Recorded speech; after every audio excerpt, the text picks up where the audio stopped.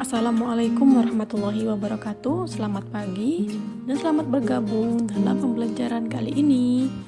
Kali ini kita akan membahas muatan pelajaran Bahasa Indonesia kelas 4 SD, tema 1 subtema 1 dengan judul Menentukan gagasan pokok dan gagasan pendukung dalam bentuk diagram.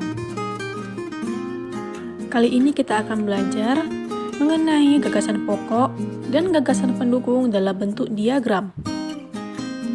Gagasan pokok dan gagasan pendukung akan lebih mudah kita pahami jika disusun dalam bentuk diagram. Cara menentukan gagasan pokok dan gagasan pendukung dalam bentuk diagram. Pertama, bacalah paragraf dengan seksama. Kedua, cermatilah kalimat pertama hingga kalimat terakhir. Ketiga, tentukan gagasan pokok dan gagasan pendukung paragraf. Dan yang keempat, gagasan pokok adalah bagian inti, dapat ditulis di bagian atas atau tengah. Sedangkan gagasan pendukung adalah cabang-cabang dari gagasan pokok, dapat ditulis di bagian samping atau bawah gagasan pokok. Perhatikan contoh berikut untuk lebih memahami bagian mana yang merupakan gagasan pokok dan gagasan pendukung.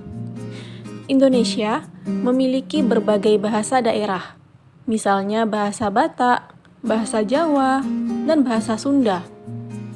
Keragaman bahasa di Indonesia tidak membuat bangsa Indonesia terpecah-pecah. Bangsa Indonesia tetap menjaga persatuan dan kesatuan.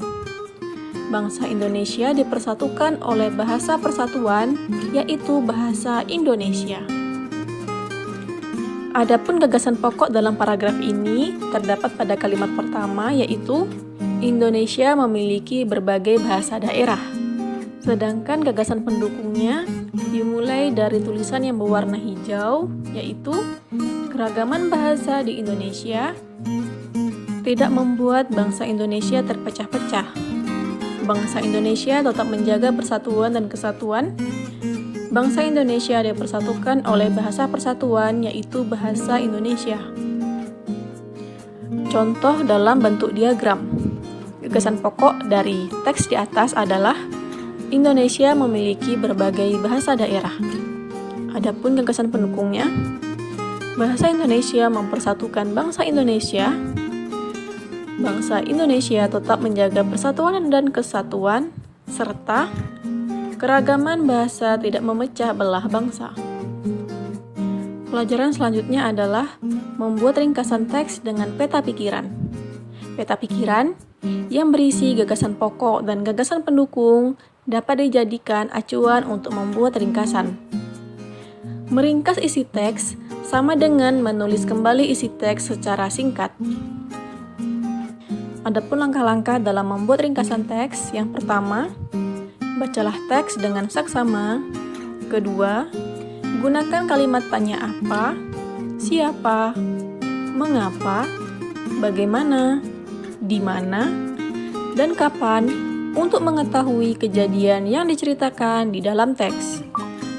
Ketiga, catatlah hal-hal penting yang kamu temukan saat membaca teks. Keempat, buatlah peta pikiran untuk mencatat gagasan pokok dan gagasan pendukung pada setiap paragraf. Kelima, buatlah ringkasan berdasarkan peta pikiran menggunakan bahasamu sendiri. Keenam, urutkan peristiwa yang harus sesuai dengan isi teks sebenarnya.